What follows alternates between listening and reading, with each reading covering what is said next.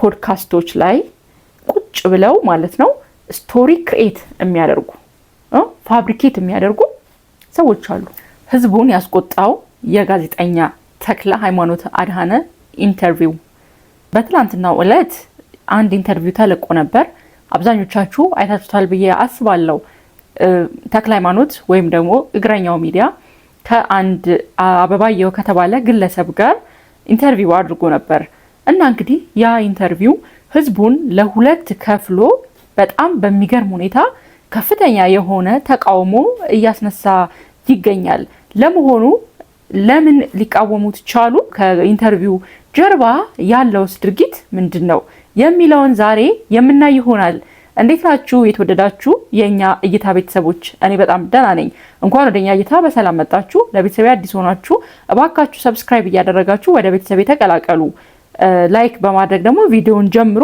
ቪዲዮውን ከመጀመሬ በፊት የተወሰኑ እስቲ ቀንጨብ ተደርገው የሚታዩ ነገሮችን ልጋብዛችሁ። እሱን እንመልከትና ከዛ ስላለው ነገር ነግራችኋለሁ፣ እናወራበታለን ማለት ነው። አርግ እንደ ላሳይ ቁጭ በልማ። እሺ ወታደረቴ ላሳይ።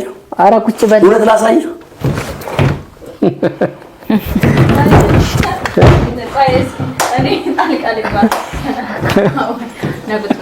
እንደ ላሳየው ምንድነው ችግሩ? ምን ላርግ? ቁጭ በል። እየረበሸኝ ያለው እሺ እኔ እንትን ያልኩኝ ተክሌ ምንድነው ሀሳብ? ይሄንን ተው አንተ ይሄንን እዚህ አስቀምጥ። አረ ተክሌ ተው፣ ክራንቹን ያወጣብኛል እኮ። የምታወሩት ሀሳብ የላችሁም? አልቋል ሀሳባችሁ። መቼ ስለሌላ ነገር ነው የሚያወራው። ስለዚህ ተክለ ሃይማኖትም አንተም ዝም በል። አንተ ምን እንደሆነ ስላለባበሴ ላይ ለምን ጊዜ ትወስዳለህ? ማይንድን ኤክስፕሎት አድርግ። this is fertile mind this is ያ አሁን አየሁን ይሁን እሱ የአልበርት አንስታይን እና የኤለን ማስክ ጭንቅላት እዚህ ጋር አለ ነው ምን አሁን እኔ አንተ ስለ ልብሱ ምንም አይመለከትም። ስለ ሀሳቡ አይመለከተውም። ለምን ይመለከተዋል? በቃ ቁጭ በል። ወታደር አይደለም አይደለም። እሺ ፕራክቲካሊ እንዲህ ላሳየው። በእውነት ላሳይ እንደና እሺ ቁጭ በል። ምንም ችግር የለውም። ማንንም ማሳየት አይጠበቅም። ስናደር ተኩሼ ባሩን ማጀት አለብኝ። እሺ ይሄ ልሰብረው ነው። ኧረ በእናትህ እንዴት ይብረድልኝ? እሺ ወይ ትንሽ ቁጭ በል እኮ እንዴ ይብረድልህ እኮ ነው። ጉድ ነው ዛሬ። በቃ ቁጭ በጣም ይገርማል። እኛ ከእናንተ ብዙ እንጠብቃለን። ሁለታችሁ የኢትዮጵያ ሕዝብ ሚዲያውም የእግረኛ ተመልካቾች ሐሳባችሁ እኔ ክራንች አንስቶ እኮ ሊመታኝ ነው እኮ በጭራሽ። ይሄ ክራንች እሱ መራራ እንጂ ዱላው በጣም ብዙ ሰው የተቆጣው ይሄ ቦታ ላይ ነው። በተለይ ደግሞ ሊመታው ሲነሳ ማለት ነው። እና ያው እንግዲህ ኢንተርቪውን ተከታትላችሁታል ብዬ አስባለሁ። አብዛኞቻችን አይታችሁታል።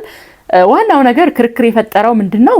አንደኛ ይሄ ግለሰብ የመከላከያ ሰራዊት ማዕረግ የሆነውን የመከላከያ ሰራዊታችንን ልብስ ለብሶ ነው ኢንተርቪውን የሰጠውና ያ እንግዲህ በጣም እንደምታውቁት በህግም ያስቀጣል። የመከላከያ ሰራዊትን ልብስ ለብሶ መገኘት በህግ ያስቀጣል አይደለምና ዝም ብሎ እንደዚህ ለብሶ መንቀሳቀስ ቀርቶ የቀድሞ የመከላከያ ሰራዊት አባላት ጭምር ከሰራዊት አባልነታቸው ሲሰናበቱ ልብሱንም አስረክበው ነው የሚወጡት ታውቃላችሁና ያንን ልብስ ለብሰው ድጋሜ ከተገኙ ያስቀጣልና እንደዚህ በሆነበት ሁኔታ እንደዚህ ባለበት ሁኔታ ለምንድነው እሱ ይሄ ሰውዬ በተደጋጋሚ ቲክቶክ ላይም ለብሶ ይታያልና እንደዚህ ለብሶ የቀረበው ለምንድነውና ኢንተርቪውን በሁለት ወገን ነው ሰዎች ከፍለው እየተከራከሩ የሚገኙትና የተወሰኑ ኮሜንቶችን እስቲ እዚህ ጋር እኔ ላንብብላችሁ። የተወሰኑ ኮሜንቶችን ሰዎች እንዴት ጎራ ለይተው እንደተከራከሩበት ማለት ነው።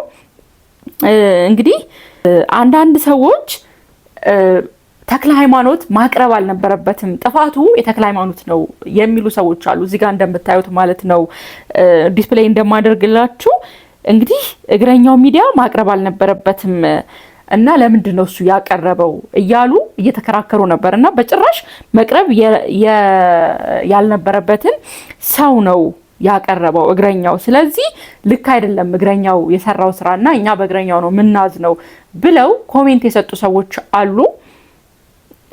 እና ለምሳሌ ለዚህ ቃለ መጠየቅ ተጠያቂው እግረኛው ሚዲያ ነው። ለተከታዮቹ ክብር ሊኖርህ ይገባል። ከተከታዮቹ ክብር ጋር ጭምር ያገናኙት አሉ። እዛ ጋር የነበሩት ክስተቶቹ እነዛ ክስተቶች ተቀርጸው መቅረባቸው አግባብ አልነበረምና እግረኛው ለተከታዮቹ ምንም አይነት ክብር የለውም ብለው ያሉ ሰዎች አሉ። ሌላው ደግሞ በተቃራኒው እግረኛውን ያመሰገኑ ሰዎች አሉ። አሁን ያየነው ነገር ሀገራችን ያለችበትን ሁኔታ ምን አይነት ሁኔታ ላይ እንዳለች ታሪክ እንዲመዘግበው ያሳየው ፍንትው አድርጎ ያሳየ ነገር ነው ሲሉ የሞገቱ ሰዎችም አሉ ማለት ነው። እንደውም እናመሰግናለን እግረኛው እናመሰግናለን ያሉ አሉና ሌላው ሶስተኛ እይታም አለ። ሶስተኛ እይታ ምንድነው? ሰውየው ሙሉን ኢንተርቪው ካያችሁት እዚህ የደረሰበት አሁን የሚናገረው ንግግር አሁን ያሰበው ሐሳብ ላይ የደረሰበት ደረጃ ላይ ለመድረስ በጣም ብዙ ነገሮችን ተጎርቶ ነው ያለፈው ያሉ ሰዎች አሉ። ሰውየው መጀመሪያ ባለሀብት ነበር ባጭሩ ልንገራችሁና ማለት ነው። ከዛ በሆኑ ምክንያቶች ትምህርት ቤቱ ተዘጋ። መምህር ነበርና እንደሚናገረው ከሆነ በጣም ብዙ በትምህርት አሳልፏል ከነ ጠቅላይ ሚኒስትሩ ከነ ለማ መገርሳ ጋር ጭምር የተማረ ሰው ነበረ። ከዛ ግን በብዙ ሁኔታ በፖለቲካል ሲቹዌሽኖች ከዛ በኮሮና በሽታ ምክንያት እየከሰረ መጥቶ ከትምህርት ዓለም ተሰናብቷል። ትምህርት ቤቱ ተዘግቷል። ከዛም ባስ ሲል ደግሞ ቦታውን ሁላ ሸጦ እዳዎቹን ሲከፍል ነበር ማለት ነው። እና የደረሰበት ቀውስ አለ እና ያ ቀውስ ሰውየው ጭንቅላቱ አእምሮ በትክክል እንዳያስብ አድርጎታል የሚሉ ሰዎች አሉና ይህ ሰው ኢንተርቪው ላይ መቀመጥ ሳይሆን ጸበል ወይም ደግሞ ሕክምና ቦታ መሄድ ነበረበት ብለው የሚሞግቱ ሰዎች አሉ።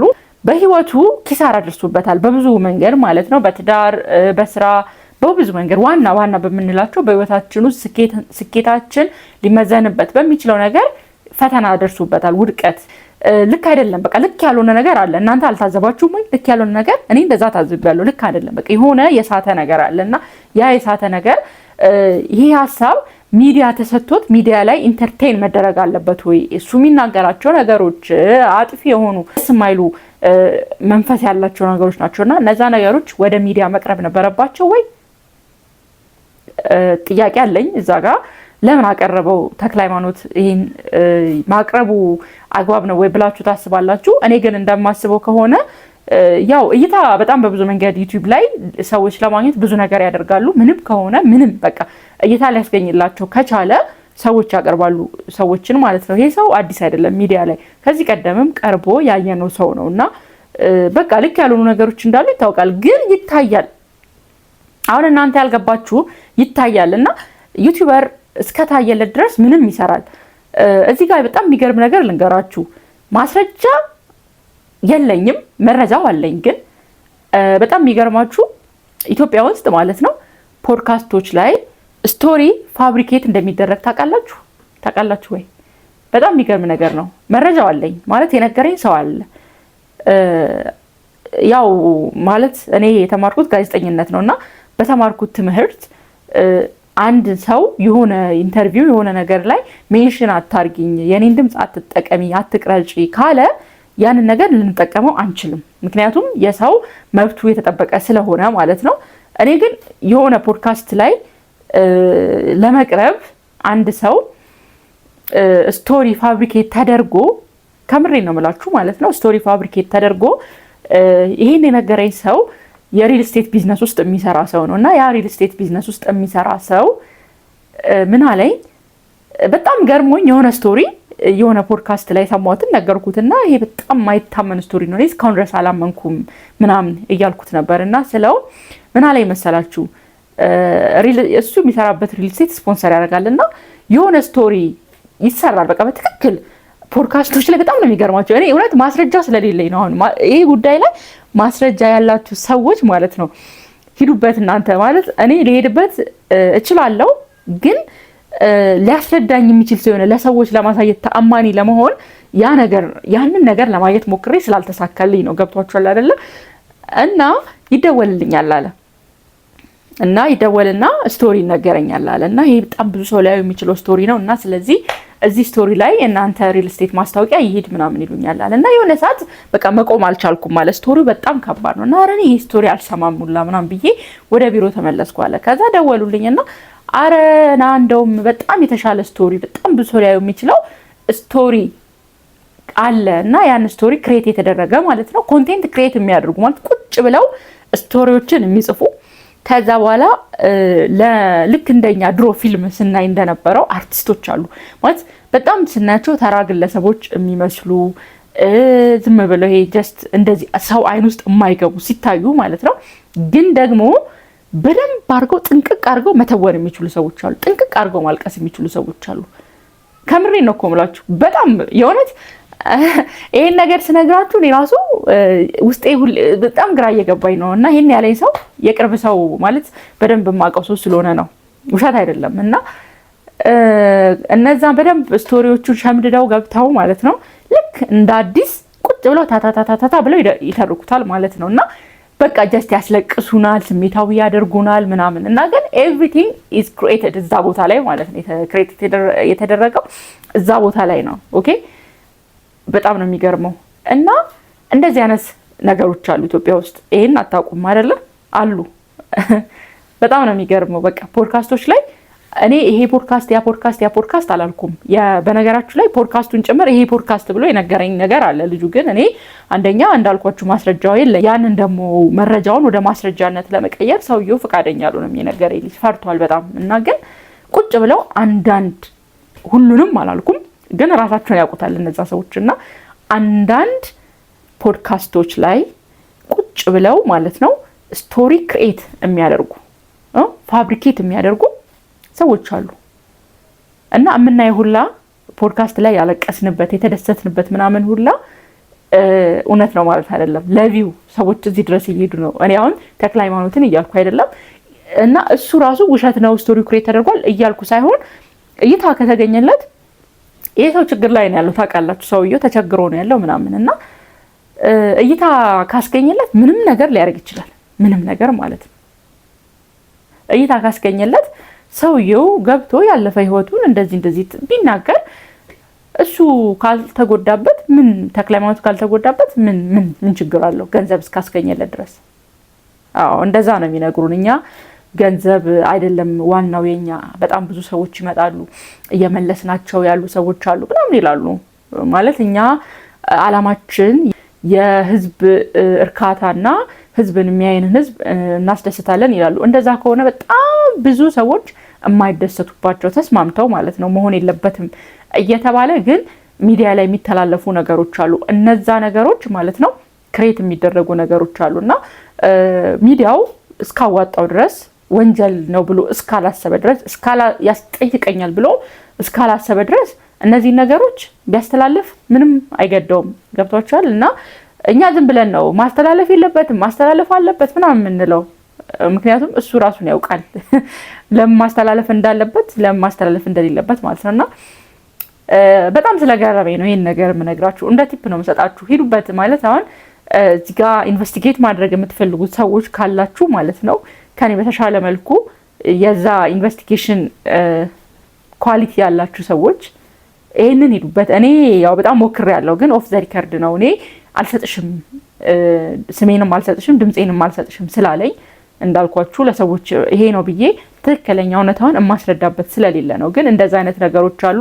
እነዛ ሰዎች መጥተው ታሪኩን ተናግረው ገንዘብ ተቀብለው ምናምን ይሄዳሉ። ለምሳሌ የሆነ ሰው ከአንድ ሰው ስቶሪ 1 ሚሊዮን ብር ጀነሬት ሊያደርግ ይችላል። ታውቃላችሁ አሁን በጣም የፖድካስት ጊዜ ስለሆነና 1 ሚሊዮን ብር ጀነሬት አድርጎ ዩቲዩበሩ እንደውም በለውና 100,000 ብር ለዛ ሰው ለአንድ ደሃ ሰው 100,000 ብር ቢከፍለው ያ ሰው በቃ በጣም እልል ብሎ ነው የሚሄደው። ምክንያቱም ለሱ ያ ገንዘብ ትልቅ ነገር ስለሆነና እንደዚህ አይነት ነገሮች አሉ።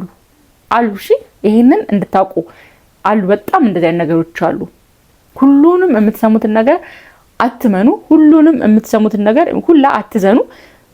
ሞስትሊ ላይፋችሁ በራሳችሁ ዛቢያ ዙሪያ ቢሆን ይሻላል። ዝም ብላችሁ መከራከሩ ምናምን ያው እኛ ነን እንጂ እዚህ ጋር የምንከራከረው እንዳልኳችሁ ያ የሚያቀርበው ሰውዬ የሚቀርበውም ጭምር እንደሚሰደብ ያውቀዋል። የሚያቀርበውም ደግሞ ያውቀዋል ፊድባኩን። ነገር ግን እነሱ ገንዘብ ነው በቃ ገንዘብ እስካስገኘለት ድረስ ምን ለምን ይጨናነቃል? እና እንደዛ ነው ይላችኋለሁኝ ማለት ነው። ዛሬ የሚገርም ነገር ነው የነገርኳችሁ። ለማንኛውም እንዳልኳችሁ ይሄንን ሐሳብ በደንብ እንደ ኢንቨስቲጌሽን አድርጋችሁ መስራት የምትፈልጉ ሰዎች ካላችሁ ሂዱበት። እሺ እኔ ጀስት እንዳልኳችሁ ነው፣ ቲፕ ነው የሰጣችሁ። ያናል ኢንተረስትድም አይደለሁም እኔ በዚህ ጉዳይ ላይ ሰፊ ነገር ለመስራት ማለት ነው። እና አመሰግናለሁ። ለማንኛውም እስቲ እናንተስ ምን ትላላችሁ? ሀሳብ አስተያየት ካላችሁ ሀሳብ አስተያየታችሁን ኮሜንት ላይ ልታኖሩልኝ ትችላላችሁ ማለት ነው። በየቀኑ አንዳንድ የሆኑ ሀሳቦችን እያነሳን ከማህበራዊ ሚዲያ መነጋገሪያ የሆኑ ጉዳዮች ላይ እንወያያለን ማለት ነው። ስለዚህ ዛሬ እዚህ ጋር አበቃሁኝ።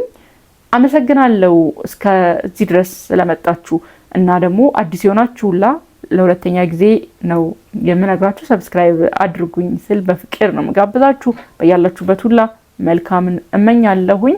ቸር እንሁን፣ ቸርን ሰንብት። እወዳችኋለሁ። ቻው